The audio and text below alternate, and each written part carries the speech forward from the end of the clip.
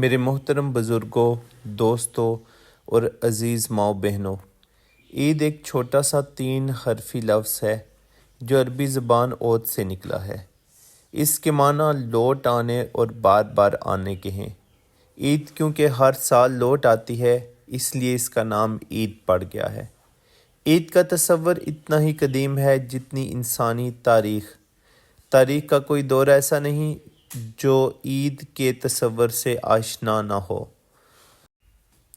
قدیم تاریخی کتب کا مطالعہ کریں تو یہ معلوم ہوتا ہے کہ تمدن دنیا کے آغاز کے ساتھ ہی عید کا بھی آغاز ہو گیا تھا۔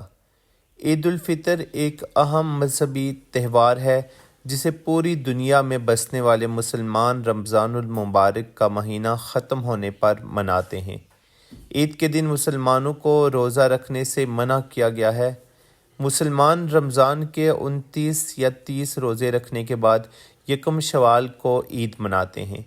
کسی بھی قمری ہجری مہینے کا آغاز مقامی مذہبی رہنما کے چاند نظر آ جانے کے فیصلے سے ہوتا ہے۔ یہی وجہ ہے کہ دنیا کے مختلف ممالک میں عید مختلف ایام میں منائی جاتی ہے۔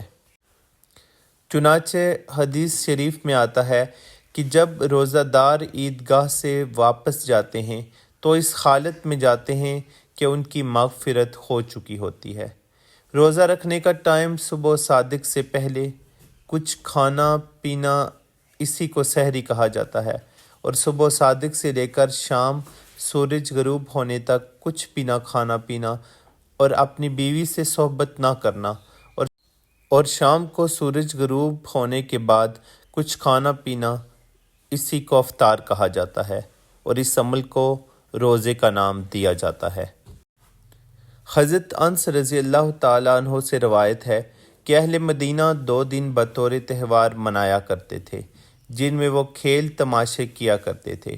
رسول اللہ صلی اللہ علیہ وسلم نے ان سے پوچھا، یہ 2 دن جو تم مناتے ہو ان کی حقیقت اور حیثیت کیا ہے؟ یعنی ان تہواروں کی اصلیت اور تاریخی پس منظر کیا ہے؟ انہوں نے عرض کیا کہ ہم عہد جہالت میں یعنی اسلام سے پہلے یہ تہوار اسی طرح منایا کرتے تھے۔ رسول اللہ صلی اللہ علیہ وسلم نے ارشاد فرمایا، اللہ تعالیٰ نے تمہارے ان دونوں تہواروں کے بدلے میں تمہارے لیے ان سے بہتر 2 ایام مقرر فرمائے ہیں جو کہ عیدین کہلاتے ہیں۔ دنیا بھر کے مسلمان عید الفطر سمیت مختلف مذہبی تہواروں کو اپنی ثقافتی روایات کے ساتھ مناتے ہیں، جس سے ان تہواروں کی رنگینیت میں اضافہ ہو جاتا ہے۔